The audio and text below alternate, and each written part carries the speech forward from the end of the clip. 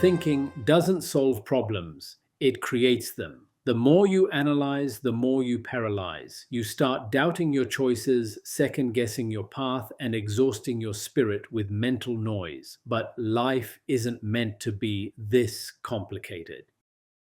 In this video, I'll show you how to silence the overthinking mind and return to clarity so you can live lighter, freer, and more focused. Let's begin. A classic story, the sage and the two arrows.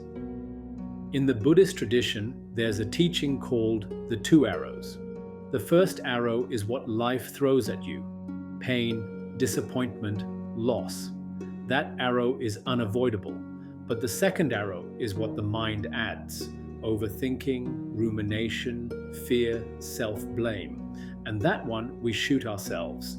A young disciple once asked the Buddha, "Why do some people suffer more than others from the same problem?" The Buddha replied, "Because one experiences only the first arrow, the other keeps shooting the second one over and over." Overthinking is that second arrow. A modern-day example: decision fatigue and burnout. Have you ever noticed how some of the most successful people wear the same thing every day? Steve Jobs, Mark Zuckerberg, even Barack Obama. It's not because they lacked style, it's because they understood the cost of overthinking small decisions. Every thought uses mental energy.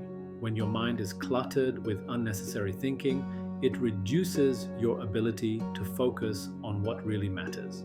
That's why simplifying your routine, environment, and schedule creates space for clarity. Simplification is not laziness, it's smart mental strategy. Scientific insight: the brain on loops.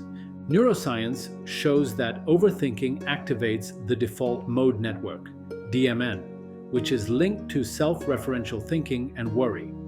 This network is useful for creativity and reflection in small doses. But when overused, it leads to anxiety, insomnia, and decision paralysis. The brain prefers certainty, so when it lacks a clear decision, it replays options again and again in search of safety. That's why overthinking is not problem solving. It's a fear loop. It tricks the brain into thinking it's being productive when it's actually wasting energy. What the scriptures say. The Bhagavad Gita teaches clarity through action. Lord Krishna says, "You have the right to work, but not to the fruits. Do not let the results of action be your motive, nor let your attachment be to inaction." This means act without obsessing over outcome. Thinking too much about results leads to fear. Krishna encourages us to simplify life by focusing only on our role, not on what we can't control. In the Bible, Matthew 6:34 says, "Do not worry about tomorrow, for tomorrow will worry about itself." Each day has enough trouble of its own. This is a direct instruction to stop overthinking the future and live today fully. Buddhist teachings emphasize right effort and mindfulness, not excessive analysis. The Dhammapada warns, "The mind that is overrun by craving and speculation suffers more than the body ever could." Across traditions, the message is the same: simplicity brings peace. If your mind is constantly running, making even small decisions feel heavy, you're not alone. But in a moment, I'll share the exact shift that helped me simplify everything. And finally, feel peace inside. You'll want to hear this because overthinking has stolen enough from you already. My personal reflection: I used to overthink everything, every email, every conversation, every decision. It made me slow, tired, and anxious. One day, a mentor asked me, "Are you thinking or just delaying?" That hit hard. Since then, I've learned to catch myself. I simplified my schedule. I started making quick decisions on small things. I focused on being present rather than perfect. And I discovered clarity doesn't come from thinking more. It comes from thinking less, but with intention. Midway call to action. If this message resonates, please like, comment, and share this video with someone who needs to simplify their life. And make sure to subscribe for more wisdom and mindset mastery. Now, let me give you 10 ways to stop overthinking and simplify your life. 1. Limit your decisions. Too many choices create mental fatigue. Application. Pick one outfit style.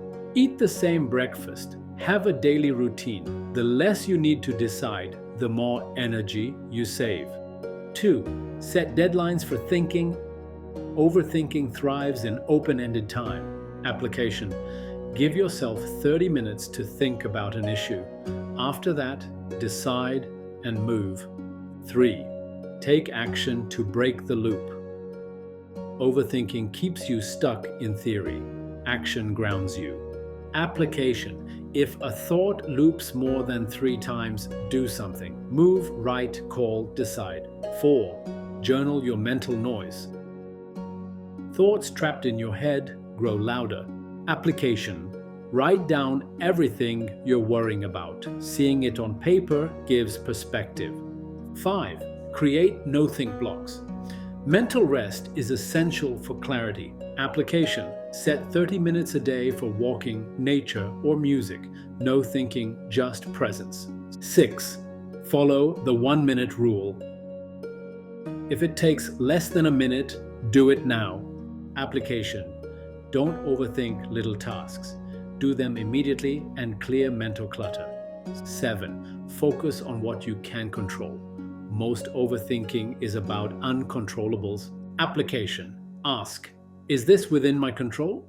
If not, release it. 8. Practice breath awareness. The breath anchors the mind. Application. Anytime thoughts spiral, take 10 slow breaths. This interrupts the mental loop. 9. Simplify your environment. Cluttered space leads to a cluttered mind. Application. Clean your desk. Delete unused apps. Reduce visual noise. 10. Trust your inner voice.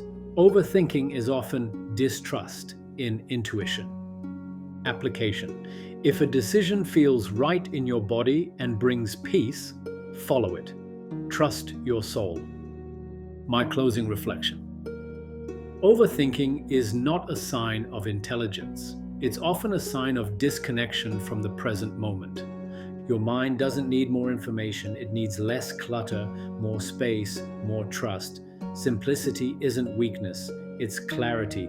So breathe, act, let go. Your life isn't meant to be lived in your head, it's meant to be lived in your heart, your body, your soul. This is Amit Kainth, and I'll see you in the next episode.